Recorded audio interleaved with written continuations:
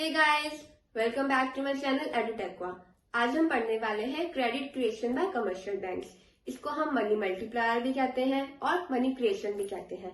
Credit creation का meaning उसके name से ही पता लग रहा है कि क्रेडिट का क्रिएट होना, क्रेडिट का जनरेट होना। ठीक है, it is the amount of money that banks generate with each rupee of reserve.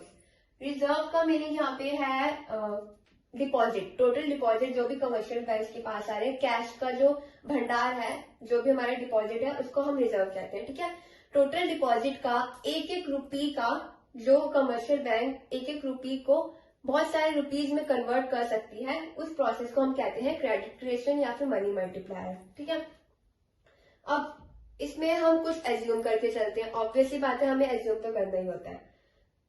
पहला एजम्पशन इसका ये होता है कि entire commercial banking system is treated as one unit. अब देखो, कोई भी जैसे कमर्शियल बैंक से हमारा एसबीआई हो गया, पीएनबी हो गया, ठीक है, और बहुत सारे जो भी हमारे कमर्शियल बैंक है, उसको हम अलग अलग नहीं मानेंगे। ठीक है, इसको हम पूरा टोटल एक यूनिट मानेंगे। हम अलग अलग कमर्शियल बैंक के नेम नहीं लेंगे कि ये कमर्शियल बैंक का डिपॉजिट, इस कमर्शियल बैंक का रिजर्व या जो भी है। ठीक, ऐसे नहीं, हम नॉर्मल इसको कमर्शियल बैंक्स बोलेंगे, कमर्शियल बैंकिंग सिस्टम बोलेंगे, जिसको हम एक यूनिट लेके चलते हैं। ठीक है, ऐसा नहीं है कि हम अलग अलग यूनिट ले रहे हैं, एक ही यूनिट मानते हैं। सेकेंड, हमारा एजम्पशन ये होता है कि all monetary exchange is in an economy are routed through banks. जो भी हमारी ट्रांजैक्शन होती है, जो भी पेमेंट होती है या फिर रिसिप्ट होती है, वो बैंक के थ्रू होती है, चेक के थ्रू होती है। ठीक है, जैसे अगर मैंने कुछ पैसा विड्रॉ करना है तो वो चेक के थ्रू मेरे अकाउंट में आएगा, और अगर मैंने किसी को पेमेंट करनी है उन पैसों से, तो वो चेक के थ्रू ही या फिर वो डायरेक्ट ट्रांसफर होगा उनके अकाउंट में। ठीक है, तो ये हमारा एजम्पशन, पहला एजम्पशन है कि जो भी बैंकिंग सिस्टम है, सारा बैंकिंग सिस्टम है, जो भी कमर्शियल बैंकिंग सिस्टम है टोटल, उसको हम एक यूनिट मान के चलते हैं। और दूसरा, हम ये मानते हैं कि जितनी भी ट्रांजेक्शन हो रही है, पेमेंट हो रही है, रिसिप्ट है, वो बैंक के थ्रू होती है, वो चेक के थ्रू होती है। ठीक है, अब कमर्शियल बैंक्स कितना मनी क्रिएट कर सकते हैं वो डिपेंड करता है दो फैक्टर्स पे। पहला फैक्टर है प्राइमरी डिपॉजिट, इसको हम इनिशियल डिपॉजिट भी कहते हैं। इसका मतलब है कि फॉर सपोज जैसे मैं बैंक में गई और मैंने 10,000 रुपीज डिपॉजिट करे, तो ये क्या है? इनिशियल डिपॉजिट, सबसे पहला फ्रेश डिपॉजिट है। ठीक है, तो ये है पहला फैक्टर। इस पर डिपेंड करता है कि जितना ज्यादा डिपॉजिट हम करेंगे, जितना ज्यादा इनिशियल डिपॉजिट होगा, जितना ज्यादा प्राइमरी डिपॉजिट होगा, उतना ज्यादा ही कमर्शियल बैंक क्रेडिट क्रिएट करेगा। ठीक है, सेकंड है legal reserve ratio, LRR। Legal reserve ratio होता है कि ये फिक्स किया जाता है सेंट्रल बैंक के द्वारा, सेंट्रल बैंक इसको फिक्स करती है, और ये वो रेशियो है, ये वो परसेंटेज है टोटल डिपॉजिट का, वो परसेंटेज है जो कमर्शियल बैंक्स को एज अ कैश अपने पास रखना होता है। जितना भी डिपॉजिट कमर्शियल बैंक के पास है, टोटल डिपॉजिट का कुछ रेशियो, कुछ परसेंटेज एज अ कैश रखना होता है बैंक्स को अपने पास। ठीक है, फॉर सपोज जैसे मैंने क्या किया था, 10,000 रुपीज डिपॉजिट करे थे, और मैं रिजर्व रेशियो 10% मान के चलती हूँ, एज्यूम करती हूँ LRR क्या है, 10% है। ठीक है, तो 10,000 का 10%, 1,000 रुपीज बैंक अपने पास रखेंगे एज अ रिजर्व, और 9,000 रुपीज वो लैंड कर लेंगे। ऐसा नहीं है कि मैं 10,000 रुपीज लेके गई, उन्होंने आगे 10,000 ही लैंड कर दिया क्रेडिट क्रिएशन के लिए, ऐसा नहीं होता है। वो कुछ रिजर्व रखते हैं, और जो बाकी बचा पैसा होगा वो क्या करेंगे, लैंड कर देंगे। ठीक है, उधारी पे दे देंगे। तो अब मान लो हमारा जो लीगल रिजर्व रेशियो है वो 20% हो गया। अब क्या आएगा, वो 2,000 एज ए रिजर्व रखेंगे और 8,000 लैंड करेंगे।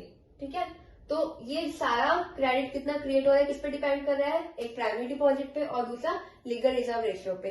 जब हमारा LRR 10% था, तो हम 1,000 रुपीज रख रहे थे एज ए रिजर्व और 9,000 रुपीज लैंड कर रहे थे। ठीक है, और जब हमारा लीगल रिजर्व रेशियो इंक्रीज हो गया, तो हमारा रिजर्व तो बढ़ गया, लेकिन क्या हो गया, जो भी हम लैंड कर रहे थे पैसे, कमर्शियल बैंक जो भी लैंड कर रहे थे पैसा, वो कम हो गया। तो लीगल रिजर्व रेशियो में और क्रेडिट क्रिएशन में क्या है, नेगेटिव रिलेशन है। ये हम आगे भी पढ़ेंगे। लीगल रिजर्व रेशियो LRR को अगर हम थोड़ा डिटेल में पढ़े, तो पहला है LRR में CRR कैश रिजर्व रेशियो भी आता है, और SLR स्टैट्यूटरी लिक्विडिटी रेशियो भी आता है। CRR क्या है, जो भी रिजर्व हमने रखा है, जो भी LRR है उसका कुछ पार्ट सेंट्रल बैंक अपने पास रखती है, उसको हम CRR कहते हैं, और कुछ पार्ट जो बैंक्स हैं, कमर्शियल बैंक है, वो अपने पास रखते हैं, उसको हम SLR कहते हैं। ठीक है, हमने सारे कंसेप्ट पढ़ लिए हैं। अब हम क्या करेंगे, इसका प्रोसेस समझेंगे, क्रेडिट क्रिएशन का प्रोसेस पढ़ेंगे। फॉर सपोज हमने एज्यूम करा है जो हमारा लीगल रिजर्व रेशियो है, जो भी हमारा रिजर्व रेशियो है वो 20% है। ठीक है, ये राउंड्स है। ये डिपॉजिट की बैंक में कितना डिपॉजिट हुआ है, बैंक ने अपने डिपॉजिट में से कितना लोन दिया है और कितना रिजर्व रखा है। फॉर सपोज किसी पर्सन ने बैंक में 1000 रुपीज डिपॉजिट करे, तो ये क्या है, फ्रेश डिपॉजिट, इनिशियल डिपॉजिट, या हम बोल सकते हैं प्राइमरी डिपॉजिट है। अब बैंक ने अपने इस डिपॉजिट का 20%, क्योंकि हमारा लीगल रिजर्व रेशियो क्या है 20% क्या रखा as a reserve, that is 200 rupees अपने पास रख लिए, चाहे अपने पास रखे हो कमर्शियल बैंक में या फिर सेंट्रल बैंक के पास हो, लेकिन वो एज अ रिजर्व 200 रुपीज रखे। ठीक है, और जो बाकी बचे 800 रुपीज वो किसी पर्सन को लोन दे दिया। किसी पर्सन को, फॉर सपोज किसी ए नेम के पर्सन को लोन दे दिया। अब ए ने क्या करा, ये लोन जो भी है उसको क्या करेगा, वो लोन लेके अपने पास तो रखेगा नहीं, वो क्या करेगा, खर्च करेगा, एक्सपेंडिचर्स करेगा। तो ये जितने भी खर्चे कर रहा है, ऑब्वियसली बात है पेमेंट करेगा, वो सारा पैसा कहाँ पे आएगा, घूम के फिर से बैंक में आएगा। क्योंकि हमने 2 एजम्पशंस पढ़े थे, पहला एजम्पशन अभी बाद में, दूसरा एजम्पशन हमने ये पढ़ा था कि जितनी भी ट्रांजैक्शंस हो रही हैं वो किसके थ्रू होंगी, चेक के थ्रू होंगी, बैंक के थ्रू होंगी। ठीक है, तो जो भी ट्रांजैक्शन हुई, ए ने लोन लिया, ठीक है, और जिसको भी पेमेंट, जब खर्चे करे, जिसको भी पेमेंट करी, वो सारा घूम के क्या आएगा, बैंक में ही आएगा, क्योंकि जितने भी खर्चे हो रहे हैं, ट्रांजेक्शन हो रही है, पेमेंट हो रही है या रिसिप्ट है, वो सारा बैंक में आएगा। और पहला एजम्पशन ये था, जो भी एंटायर बैंकिंग सिस्टम था वो क्या था, 1 यूनिट। ये पैसा गया लोन ए के पास, ए ने किए खर्चे और वो किसी बी नेम के पर्सन को उसने पेमेंट कर दी। अब बी के पास गया, चेक के थ्रू जाएगा, तो फिर से घूम के कहाँ आएगा, बैंक में आएगा, किसी और बैंक में नहीं जाएगा। क्यों, क्योंकि हमारा क्या था, फर्स्ट एजम्पशन ये था कि जितना भी बैंकिंग सिस्टम है वो 1 यूनिट है, मतलब इस बैंक से गया और यही बैंक में घूम के वापिस आ गया। ठीक है, 1000 रुपीज थे, 200 अपने पास रखे बैंक ने, और 800 क्या दिया, लोन दिया। अब वो लोन जब जिसको दिया उसने वापिस जो भी काम करा, खर्चे करे, जहां भी खर्च करा, वापिस घूम के बैंक में आ गया 800 रुपीज। ठीक, अब इस 800 को बैंक ने क्या किया, फिर से इसका 20% मतलब 160 रुपीज क्या कर दिया, रिजर्व रख लिया, और 640 रुपीज क्या किया, लोन दे दिया। अब लोन दिया है, जिस पर्सन को लोन दिया होगा उसने लोन ले लिया, उसके अकाउंट में पैसा चला गया, उसने फिर खर्चे करे, आगे कहीं भी करे हो, XYZ किसी भी जगह पे खर्चे करे हो, वो पैसा वापस घूम के कहाँ आएगा, बैंक में आएगा। और बैंक में आया क्योंकि एक ही बैंक है, एक बैंक मतलब एक ही यूनिट है, तो वो फिर से बैंक में आ जाएगा, मतलब ये वाली डिपॉजिट बैंक में होगी। पहले 1000 रुपीज डिपॉजिट था, फिर 800 रुपीज आ गए, फिर 640। अब ये ध्यान रखना, ये 1000 रुपीज ही घूम रहे हैं, किसी ने डिपॉजिट नहीं करा है, वैसे स्पेशली प्राइमरी डिपॉजिट नहीं है ये 1000 रुपीज 800 किसी को गए, 1000 में से 800 किसी को गए लोन के, मतलब लोन दिया है, ये 800 ही वापिस आए हैं, फिर ये लोन गया, फिर यही वाले वापिस आ गया।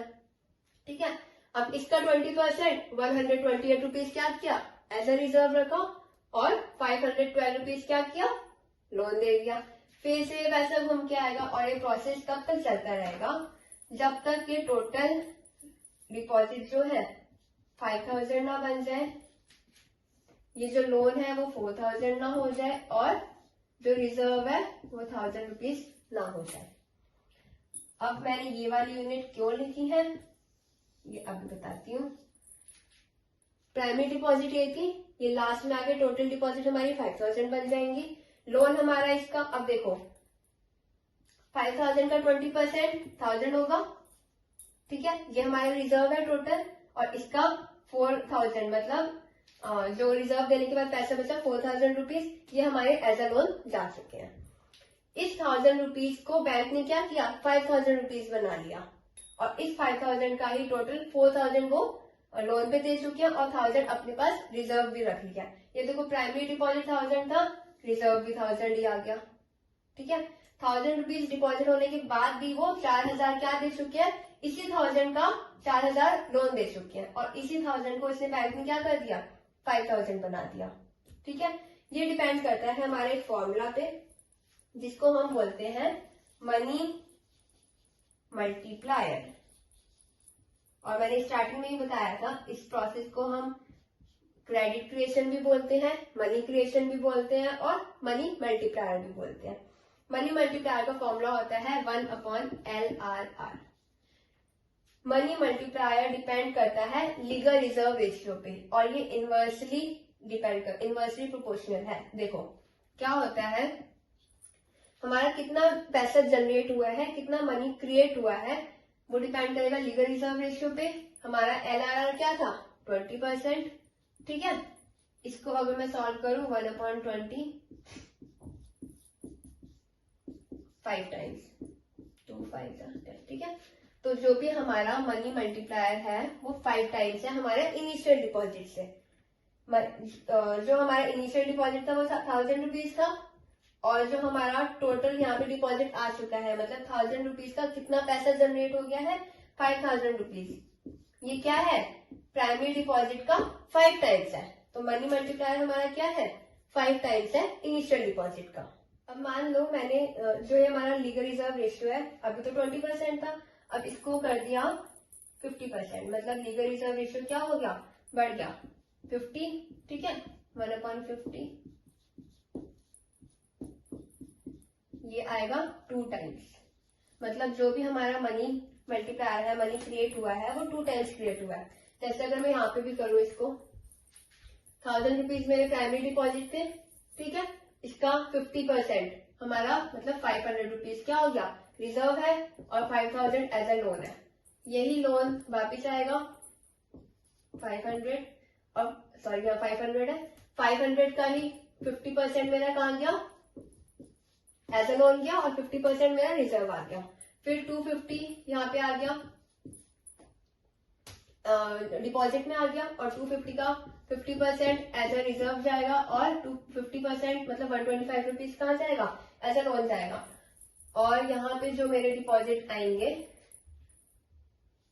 2000 रुपीज, ये 1000 और ये 1000, यहाँ से ही देख लो ये टोटल डिपॉजिट आ गए, इसी का ही 50% रिजर्व है और इसी का ही 50% क्या है, लोन है। तो इससे हमें एक रिलेशन पता लग गया है कि जितना ज्यादा हमारा लीगल रिजर्व रेशियो होगा उतना ही कम हमारा मनी मल्टीप्लायर होगा। जैसे हमने पहले क्या देखा था, जब 20% हमारा लीगल रिजर्व रेशियो था तो मनी मल्टीप्लायर 5 टाइम्स आ रहा था, और जब मनी मल्टीप्लायर जब लीगल रिजर्व रेशियो को मैंने 50% कर दिया तो मनी मल्टीप्लायर क्या आ गया, 2 टाइम्स आ गया। तो जितना ज्यादा लीगल रिजर्व रेशियो, ठीक है, मनी मल्टीप्लायर उतना ही कम होगा। मैंने ये स्टार्टिंग में भी बोला था, और अभी भी ये बात पूरी क्लियर हो गई है। आई होप आपको ये कंसेप्ट क्लियर हो गया होगा। अगर आपको कोई भी डाउट हो तो आप कमेंट सेक्शन में पूछ सकते हैं, और you can also contact me on Instagram account. Thank you.